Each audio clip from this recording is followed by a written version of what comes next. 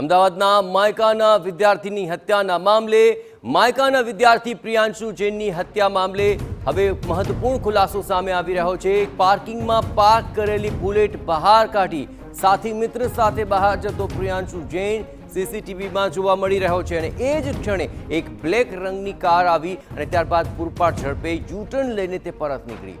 આ બ્લેક કારમાં કોન્સ્ટેબલ વિરેન્દ્ર સવાર હતો અને તેણે ત્યાં પૂર ઝડપેથી રિવર્સ લીધું હતું અને તેને જ લઈને આ સમગ્ર ઘટના ઘટી હોવાની વિગતો મળી છે।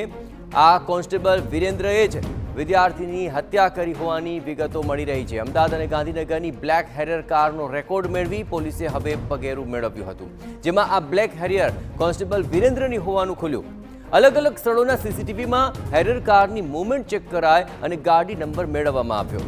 આ ગાડી નંબર અને મોબાઈલ સીડીઆરના આધારે કોન્સ્ટેબલની હાજરી ઘટના સ્થળે જ નજીક હોવાનું પુરવાર થયું। પ્રિયાંશુ જૈનના સાથીએ આપેલા વર્ણન પરથી જે સ્કેચ તૈયાર કર્યો હતો તેને લઈને વિરેન્દ્રસિંહના અન્ય સીસીટીવી ફૂટેજ પણ ચેક કરાયા અને ભારે કવાયત બાદ કોન્સ્ટેબલ વિરેન્દ્રસિંહ પંજાબમાં લોકેટ થઈ ગયો। ક્રાઇમ બ્રાન્ચની ટીમે તેને પકડી પાડ્યો છે। અત્રે મહત્વપૂર્ણ છે કે જે જગ્યાએ હત્યા થઈ તેની આસપાસ 1 કિલોમીટરમાં કોઈ સીસીટીવી નહોતા, પરંતુ સ્થાનિક સૂત્રો પાસેથી માહિતીના આધારે તપાસ કરવામાં આવી તો એ સ્પષ્ટપણે ખ્યાલ આવ્યો કે બ્લેક કારમાં આવેલી વ્યક્તિએ જ હત્યા કરી હતી અને ત્યારબાદ વિરેન્દ્રસિંહ પઢિયાર તેની કાર અવાવરૂ જગ્યાએ મૂકીને પંજાબ ભાગી ગયો હતો, પરંતુ પોલીસે એક પછી એક કડી જોડી અને આ હત્યાનો ભેદ ઉકેલી નાખ્યો। અને આ સમગ્ર મામલે વધુ વિગતે વાત કરવા જોડાઈ રહ્યા છે TV9 સંવાદદાતા યુનુસ ગાઝી। યુનુસ, આખરે ઘણી બધી કડીઓ જોડવી પડી અને ત્યારબાદ આ વિરેન્દ્રનો ચહેરો સ્પષ્ટ થઈ શક્યો છે। કેટલી જહેમત ઉઠાવવામાં આવી અને કઈ રીતે આ પગેરું મળ્યું? યુનુસ, પ્રિયાંશુ જૈનની હત્યા કરનાર જે કાર ચાલક હતો તેને શોધવા માટે આસપાસના સીસીટીવી ફૂટેજ ઉપરાંત જે પ્રિયાંશુ જૈનનો સાથી મિત્ર હતો તેના દ્વારા જે વર્ણન આપવામાં આવ્યું તેના આધારે જે સ્કેચ તૈયાર કરવામાં આવ્યો તે બંને વસ્તુને સાથે રાખીને અમદાવાદ ક્રાઇમ બ્રાન્ચે આ જે આરોપી સુધી પહોંચ્યા છે।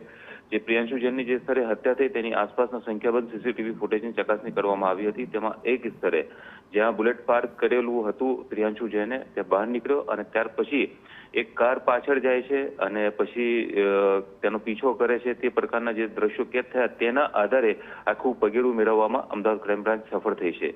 સીસીટીવી ફૂટેજના આધારે જ આ જે કાર છે તેનું પગેરું મેળવવામાં આવ્યું હતું અને ત્યારબાદ તેનો જે નંબર મળ્યો તથા જે અન્ય ટેકનિકલ જે પુરાવાઓ મળ્યા તેના આધારે આ વ્યક્તિ કોણ છે તે ઓળખવામાં ક્રાઇમ બ્રાન્ચ સફળ થઈ હતી અને ત્યારબાદ જે તેનું પગેરું વિરેન્દ્રસિંહ સુધી પહોંચ્યું ત્યારે પોલીસ ચોંકી ઉઠી હતી, કારણ કે આ સરખેજ પોલીસ મથકમાં જ કોન્સ્ટેબલ તરીકે ફરજ બજાવતો હતો અને તેને પંજાબના ચંદીગઢ નજીકના એક ગામમાંથી ઝડપી પાડવામાં આવ્યો છે। શક્યતાઓ છે કે બપોર સુધીમાં વિરેન્દ્રસિંહને અમદાવાદ ક્રાઇમ બ્રાન્ચની ટીમ અમદાવાદ ખાતે લાવી છે અને ત્યારબાદ જે કાનૂની પ્રક્રિયા પૂર્ણ કરીને તેની પૂછપરછ તથા અન્ય જે બાબતો છે તે તમામ બાબતો પૂર્ણ કર્યા પછી અમદાવાદ ગ્રામ્ય પોલીસને હવાલે કરશે।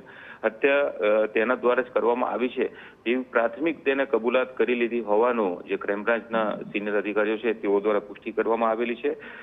કયા મુદ્દે આ માથાકૂટ થઈ હતી અને કઈ કઈ બાબતો હતી તેનો વિગતવાર ખુલાસો લગભગ બપોર પછી થઈ શકે છે, પરંતુ સીસીટીવી ફૂટેજ વિરેન્દ્ર સુધી પહોંચવામાં મહત્વપૂર્ણ સાબિત થયા છે। બિલકુલ યુનુસ, તમામ ગતિવિધિઓ પર આપ નજર રાખતા રહેજો। તો હવે આખા આ એક બાદ એક કડી જોડતા મામલો સ્પષ્ટ થઈ ચૂક્યો છે અને જે હત્યારો છે તે પોલીસ કોન્સ્ટેબલ નીકળ્યો છે અને આ હત્યા કર્યા બાદ તે પંજાબ ભાગી ચૂક્યો હતો, પરંતુ આખરે તેની તમામ કડીઓ જોડાયા બાદ પંજાબમાં તેનું લોકેટ થયું, પણ સીસીટીવી ફૂટેજ ઘણા મહત્વપૂર્ણ સાબિત થયા કે જેમાં આ કોઈ ભેદ ઉકેલાયો।